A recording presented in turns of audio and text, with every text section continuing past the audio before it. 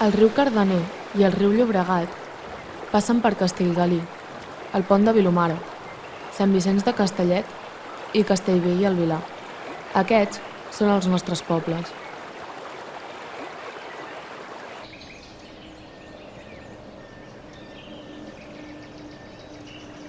A la vora d'aquests rius queden encara restes d'un passat industrial. Les converses amb els nostres avis han despertat l'interès i les ganes de conèixer aquest passat.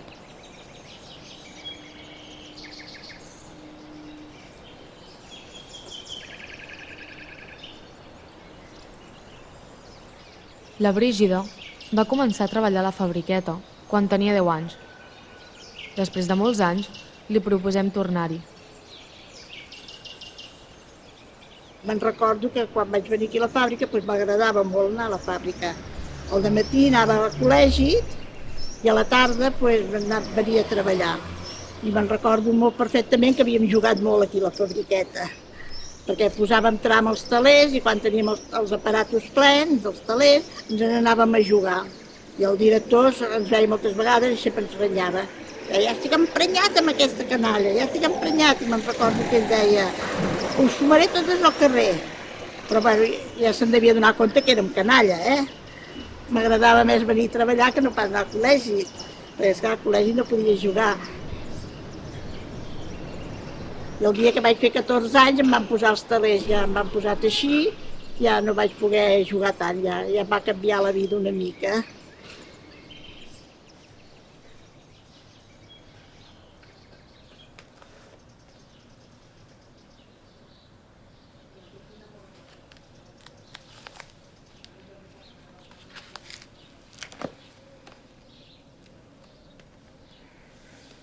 La Brígida ens explica que, després del tancament de la primera fàbrica on va treballar, va passar per diverses fàbriques. Totes anaven tancant, una rere l'altra. Era l'inici de la crisi del tèxtil.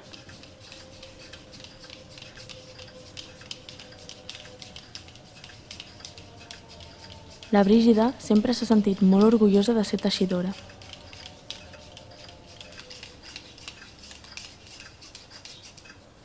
Encara ara, les seves mans cabdellen amb la de venedora.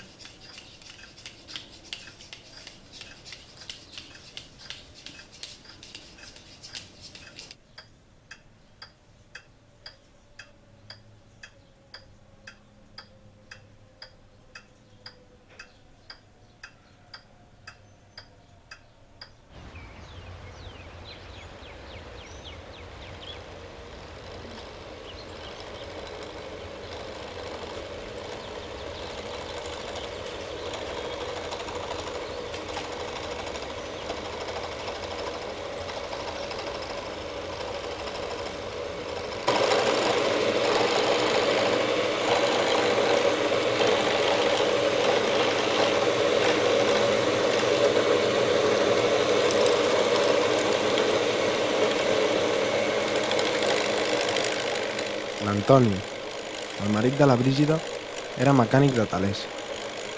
L'última fàbrica on va treballar abans de jubilar-se va ser la Fabriqueta, la mateixa on va començar a treballar de petita la Brígida.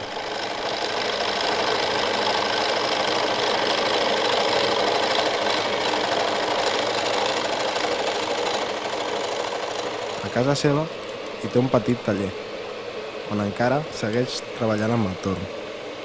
Les seves mans encara conserven l'agilitat de quan feia de manyà.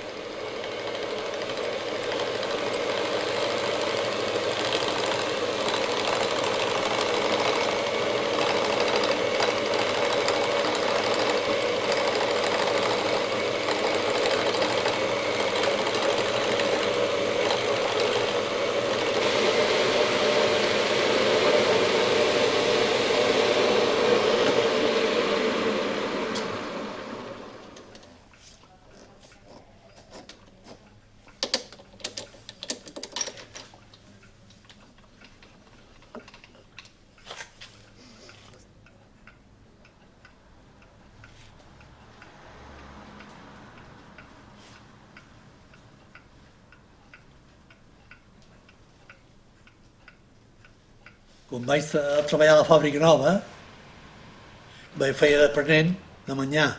I quan vaig saber de manyà, vaig fer els 4 anys d'aprenent, vaig anar a treballar a la metal·lúrgica, ajudant un muntador. I vaig arribar a ser muntador. I llavors, quan vam plegar a la metal·lúrgica, vaig anar aquí a Serra i Ponset, a la fabriqueta, i m'han donat feina. I em van dir, tu saps soldar? Dic, sí. I saps portar el torn? Dic, també. Diu, pues tu t'hi quedaràs aquí al torn. Jo havia treballat a Lleida, al Rosselló, en una fàbrica, i la van tancar. I va vindre la crisi i quasi bé tot arreu anàvem a tancar fàbrica. Nosaltres anàvem a les fàbriques a buscar les maquinària vella, diguéssim, vella, la maquinària que havien tancat la fàbrica, les compràvem aquí, les arreglàvem i les tornàvem a vendre cap allà al Perú o cap allà al Marroc, allà on fos.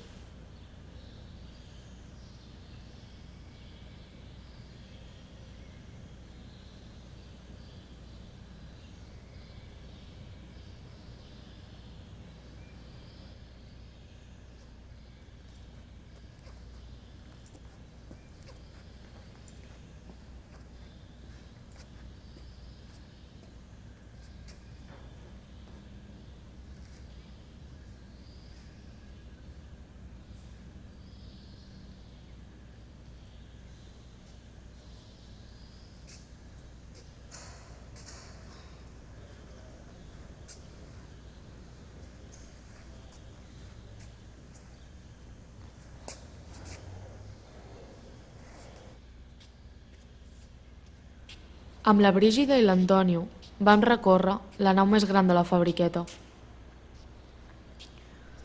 Ens van explicar tots aquells records que els venien a la memòria.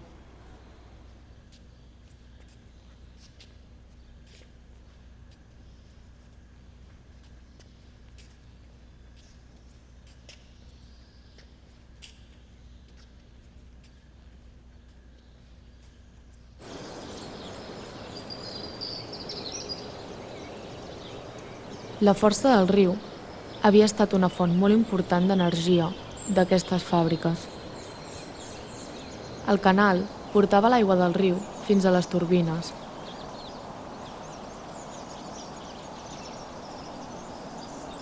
Encara avui, algunes estan en funcionament i produeixen electricitat.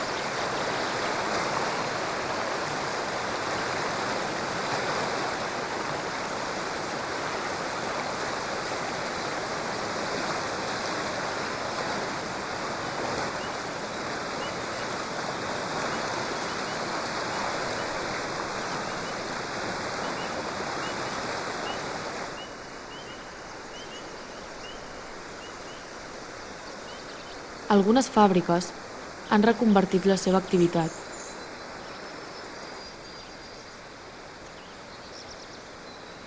D'altres han quedat tancades. Les màquines ja no hi són. Les naus estan buides.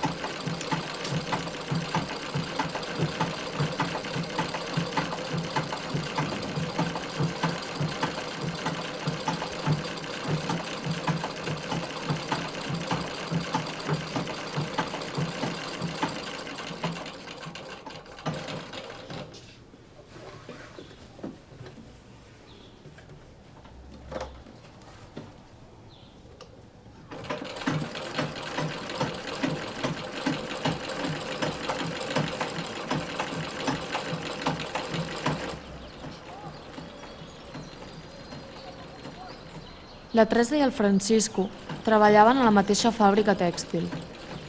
La Teresa era teixidora. El Francisco treballava a les cargues.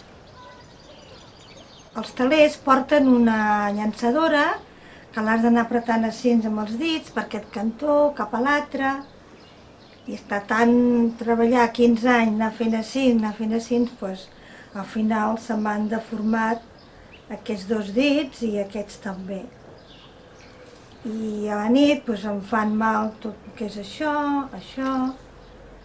perquè el teler és així. Ara no, ara hi ha talents moderns que no fa falta, però els telers d'abans, doncs, amb les llançadores havies d'anar fent així, i així ens van acabar els meus dits.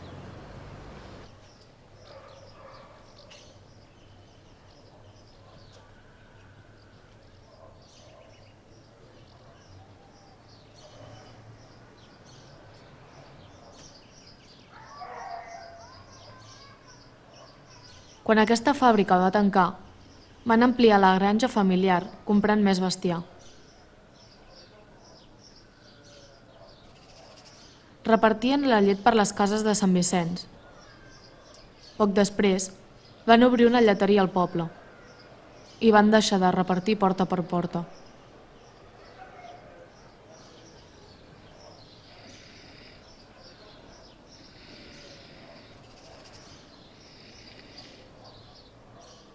Ja ho dic així, però n'hi havia vaques que sí que costaven molt, perquè tenien el mugró molt dur, molt fort. I allò costava un pebrot i part de l'altre. Hi havia vaques que no, que eren molt toves, i a més els fregaves perquè netejar-los, i a més els feia així, ja sortia la lletera, ja podies ràpid, perquè si no, n'hi havia que eren molt toves, però n'hi havia que no. N'hi havia que havies d'apretar fort, Llavors jo tenia les manyaques molt fortes, pensava res. Però ara no podria pas, amb aquelles vaques, Ara les toves potser sí que ho faria. Fa molts anys que no ho he fet, però encara ho faria. Anys després, van deixar la masia i la granja. El Francisco s'emociona quan en parla. Els hem demanat que ens acompanyin a passejar per l'entorn de la masia.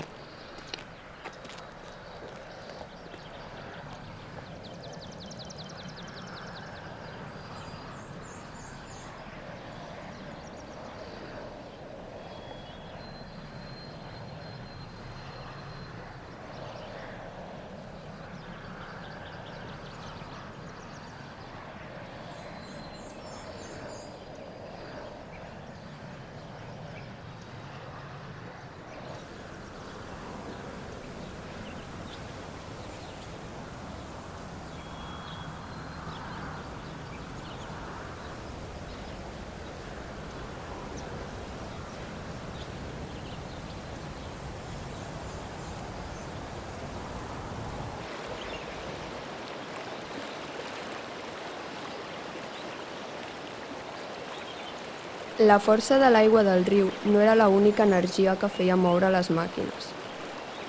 També la força de les mans de totes les persones que hi van treballar.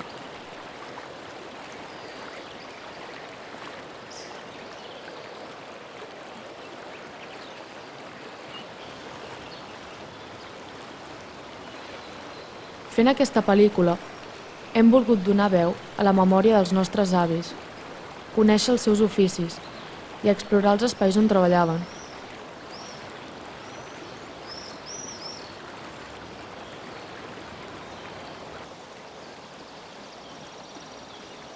Ens ha emocionat la força de les seves mans. Mans grans i fortes que han treballat durament. Mans petites i boniques, amb taques i pigues que al llarg dels anys han anat marcant la seva pell. Mans que expliquen una vida. Que van viatjar des de lluny. Encara plenes de vida, plenes d'emoció i sentiments. Mans grans, amples, suaus. Sempre em donaven escalfor.